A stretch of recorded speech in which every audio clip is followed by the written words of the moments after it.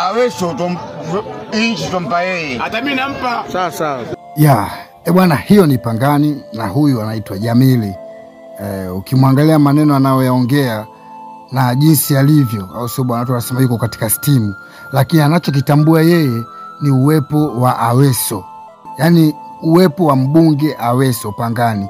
Sasa ni kuache kwanza wewe msikilize mwanzo mwisho, msikilize vyote anavyoviongea huyu bwana ambaye unamuona ni Chapombe, na yule nyuma yake nadhani unamjua.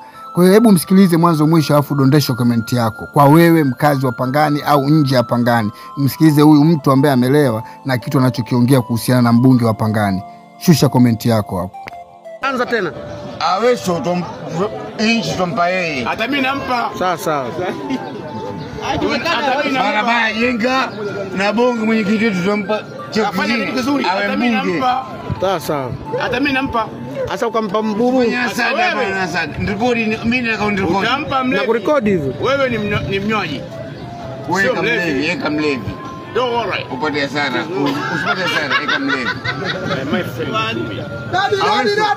Aweso kwa bunge la waziri mpaka kufa kwetu. Yule hata barabara za jengwa, Aweso hata toka kwenye wadhifa. Kwamba kila kitu tutompa Aweso. Ndio kesi nzuri. Rekodi chichigonzi. Na kurekodi. Rekodi. Kuna perfume na kupiga. Kuna perfume Aweso tompa ubunge, uwaziri miaka 15 tumpe. Bwana perfume basi Tompa mali. kula kwanza jaje takuwa. Tompa miaka mingapi? Miaka 20. Tompa miaka 20. Sawa. Aweso kwamba miaka 20 tompa Aweso. Sawa. Jaje takula kwanza. Wewe miaka mingapi? 30, hamna neno. Mapumziko kwanza. Haya. Una chingine dad nanio? Jamili? Una. Aweso kutufanyia vitu vikubwa hapa mjini. Kama nini na nini? Wewe rekodi. Kama nini na nini? Upata shida gani wewe rekodi? Kitu gani na kitu gani kafanya? Barabara. Daraja.